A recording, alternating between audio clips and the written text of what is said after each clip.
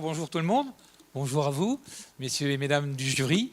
Je m'appelle Frédéric Dricot, je viens d'Épernay et je suis le gérant d'un espace de vente de champagne, uniquement de champagne de propriétaires, d'espace de vente et de dégustation. Donc pour mon projet, j'avais besoin d'une cave. Le problème, c'est que j'ai demandé aux gens de l'école de creuser une cave, ils ont refusé. Je trouve ça dommage parce qu'ils ont prétexté que les budgets étaient pris pour les prix de l'innovation touristique. Donc je vais essayer de le récupérer après.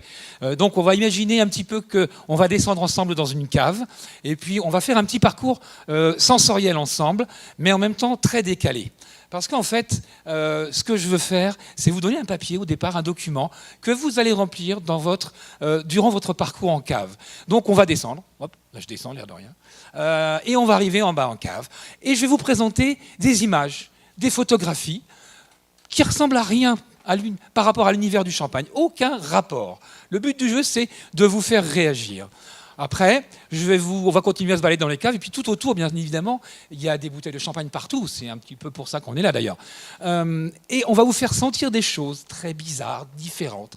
On va vous faire écouter des bruits qui n'ont aucun rapport avec le monde du vin. C'est le but du jeu, encore une fois, c'est de vous sortir de l'univers classique de la dégustation.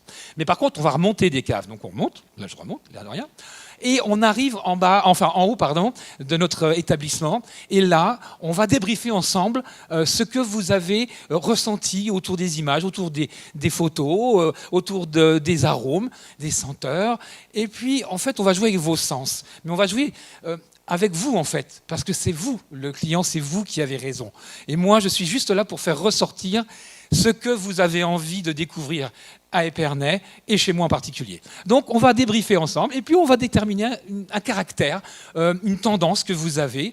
Et bien là, moi je vais simplement, parce que je ne suis pas psychologue, rassurez-vous, je ne vais pas vous analyser, mais on va sortir une bouteille au départ qui va servir de clé d'entrée à cette dégustation, qui va être complète bien sûr. Le but du jeu c'est d'apprendre et de découvrir. Mais en même temps, cette première bouteille, elle est la vôtre. C'est vous qui allez, par votre sensibilité, l'utiliser pour déclencher votre dégustation.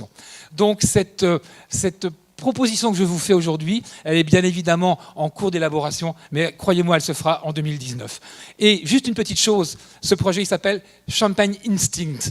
L'avantage, c'est que pour ceux qui parlent couramment le français, ça se dit très bien Champagne Instinct. Et on est vraiment dans l'émotion, et je pense qu'on va s'amuser ensemble. Merci.